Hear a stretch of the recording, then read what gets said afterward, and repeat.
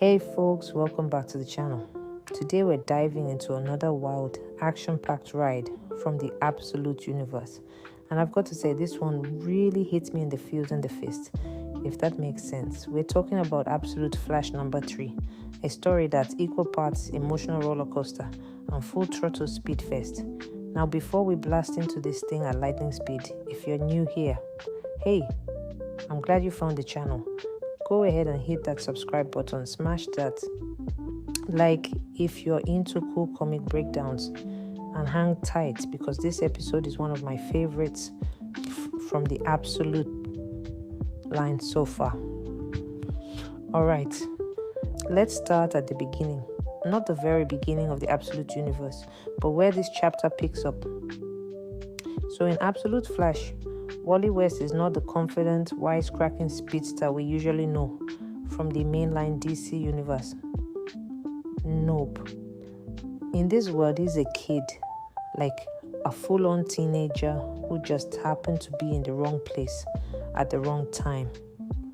Or maybe the right place depending on how you look at it. He gets caught up in these wild science experiments that's, surprise, goes completely sideways. The kind of sideways where people end up dead, universes change, and teenagers walk away with powers they have no idea how to control. You know, comic book sideways. And here's the kicker. During that same experiment, Barry Allen, that Barry, the OG Flash, actually dies. Or does he? Because his death isn't your regular tragic superhero demise. There's a twist. Barry isn't exactly gone. His essence, his connection to the Speed Force, somehow becomes tethered to Wally. So now Wally's not just dealing with this raw, unpredictable cosmic energy. He's got the ghost of a speedster past whispering in his timeline. Creepy and cool, right? So let's pick up where this issue starts. Wally's on the run. He's been on the run. That's pretty much been his whole arc so far. Running from the Speed Force, running from responsibility, and running from the rogues. Those classic Flash villains that have been reimagined in a really cool way in the absolute universe. Instead of being freelance bad guys like in the main DC timeline, the rogues here are working under this mysterious group, which, and here's the juicy part, Wally's dad is somehow connected to. We don't know all the details yet, but it adds this extra layer of drama and family tension. Is Wally's dad hunting him, trying to protect him? We don't know. Not yet, anyway. So Wally ends up hiding out at this abandoned farmhouse. He's tired, he's scared, he's completely out of his depth. And if you've been following his journey, this moment feels really raw. Like he's a kid with way too much on his plate. No mentor, no roadmap, just this ticking time bomb of power inside him and a whole lot of guilt over Barry's death. Meanwhile, the rogues are hot on his trail and they're not playing around. Captain Cold is leading the squad. And let me just say, absolute Captain Cold terrifying. This isn't the snarky thief with a freeze ray. This guy is calculated, cold, pun intended, and way more dangerous. So they deploy a tracker, but not just any tracker. They send Grodd. Now hold on. If you're picturing a massive, hyper-intelligent, psychic gorilla like in the usual DC universe, pump the brakes. Because Absolute Grodd is a tiny green monkey. Yep, a little baby monkey. But don't let the size fool you. He's still got that same psychic connection, and his backstory will straight up break your heart. So Grodd finds Wally, and this is where things get really interesting. Grodd and Wally connect telepathically. It's like their minds link up and they start seeing into each other's memories. And man, it's such a powerful scene. We finally get a deeper look into who Grodd is in this universe. Turns out Grodd was taken from his mother, captured, experimented on by, you guessed it, the same people connected to the shady organization. And it's these experiments that awakened his psychic powers and turned him into what he is today. But here's the part that gets me. Grodd isn't mad at Wally. He sees himself in Wally. Two kids, yeah, even Grodd's kind of a kid in this version, just trying to survive in a world that keeps using and discarding them. They have this moment, this real emotional moment, where Wally admits that he's scared.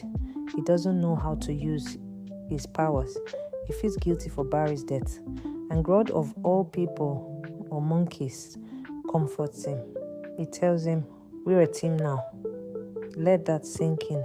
Grodd, the usually villainous mind-controlling beast, is now Wally's friend, his ally, his partner. And just when you think they're safe, boom, the farmhouse explodes. The rogues have found them and decided to stop playing games. But Wally and Grodd, they just barely escape. And here's where we see the real turning point in Wally. Up until now, he's always chosen to run. Not in the heroic, gotta go fast way. I mean in the I don't want to deal with this kind of way. But Grodd once again tells him, it's okay.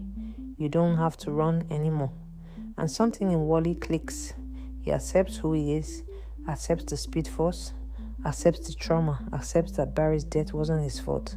It's this big, beautiful moment of clarity, and it's honestly one of my favorite character developments in the absolute line. So when the rogues catch up, Wally's not hiding anymore. He fights back. And let me tell you, he goes off. Wally takes out Captain Boomerang with ease. And Grodd? Oh, Grodd's having the time of his life. He gets inside the minds of the other rogues, messing them up mentally, turning the tide of the battle. Grodd turns on his former captors without hesitation, because now he's got something worth fighting for. He's got Wally. So with the battle done and the rogues down, Wally and Grodd decide to go back to the site of the original experiment, the place where everything started, the place where Barry died. And what do they find? Barry's corpse still there. But more than that, his flash suit is still there too. Wally steps up. No more running, no more fear. He puts on the suit. He becomes the Flash. And man, it's such a powerful, full circle moment. He's not trying to be Barry. He's honoring him, carrying the torch, finding his own path through the Speed Force. That's what makes this issue so powerful. It's not just about super speed and explosions. Though, don't get me wrong, we get plenty of that. It's about growth, about a scared kid learning to become a hero. And let's talk about the possibilities this opens up. Grodd and Wally working together, that's a team up I never thought I needed, but now I can't live without. What does it mean for the larger conflict with the shady organization? What secrets is Wally's dad hiding? And how will Barry's tethered spirit affect Wally moving forward? There are so many questions, and I can't wait to see where this story goes next.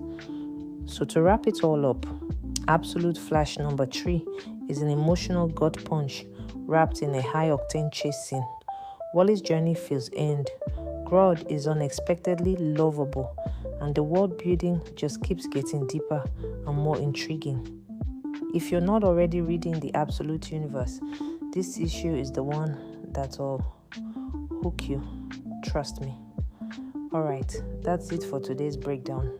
If you liked this video, and come on, that monkey deserves a like at least, smash that thumbs up button.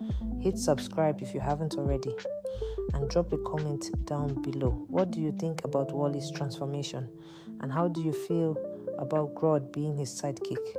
I'd love to hear your thoughts.